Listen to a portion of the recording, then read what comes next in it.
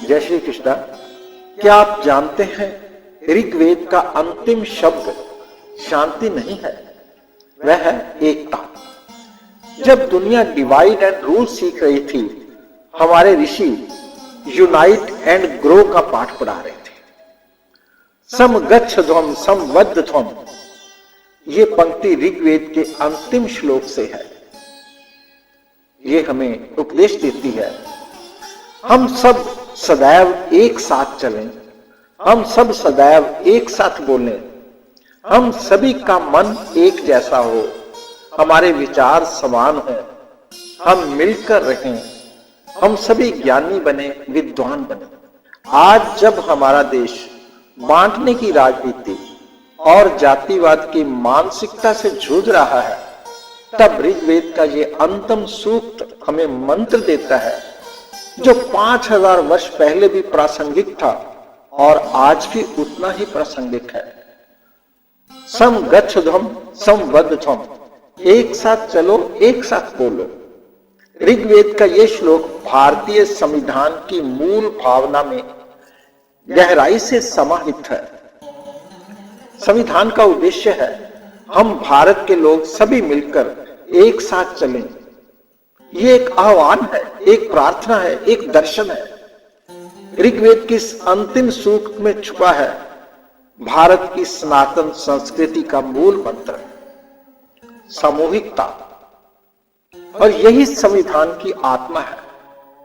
सनातन धर्म मैं में नहीं, हम में विश्वास करता है और एकजुट रहना सनातन का धर्म है।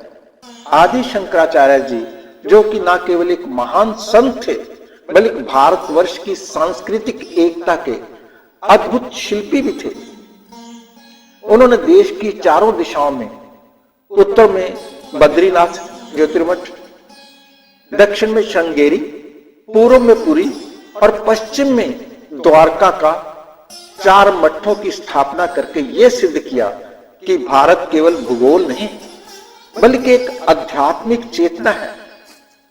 उनकी ये पहल न केवल धर्म का प्रसार थी बल्कि राष्ट्र की आत्मा को एक सूत्र में बांधने का विराट प्रयास था।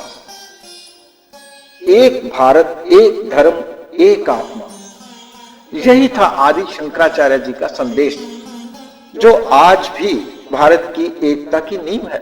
संवद्धवम, साथ बोलो, साथ जियो। जैसे वीणा के तार जब संग सुर मिलाते हैं तो जन्म लेता है एक दिव्य राग। ठीक वैसे ही जब हमारे विचार, वचन और कर्म एक ही संकल्प में रचते हैं तान, तो जीवन बनता है तप, धर्म और आनंद का संकल्प। हमारे लिए विडंबना है कि हमारे बहुत से राजनेता संवद्धों की जगह बांटो और राज करो की नीति पर चलते हैं। समाज, जाति, धर्म, भाषा के नाम पर टुकड़ों में बांट रहे हैं और हम बढ़ते जा रहे हैं। संविधान में संशोधनों की आड़ में कई बार ऐसी धाराओं को बदला गया या कमजोर किया गया जिनमें राष्ट्र की परंपरा, सनातन धर्म और संस्कृति की खुशबू थी। ये हम सब के लिए एक चेतावनी है कि हमें मूल सनातन मूल्यों को बचाना है, जो संविधान की भी आत्मा है। अधर्मियों का विरोध और बहिष्कार करना ही होगा। या तो हम जागेंगे या इतिहास हमें कभी माफ नहीं करेगा।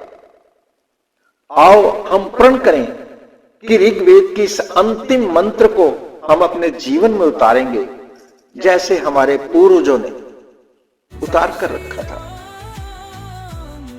वैसे ही हम एकजुट रहेंगे, बढ़ेंगे नहीं, क्योंकि यही हमारे शास्त्रों ने सिखाया है। जय श्री कृष्ण, जय मां भारती। सनातन का देश है,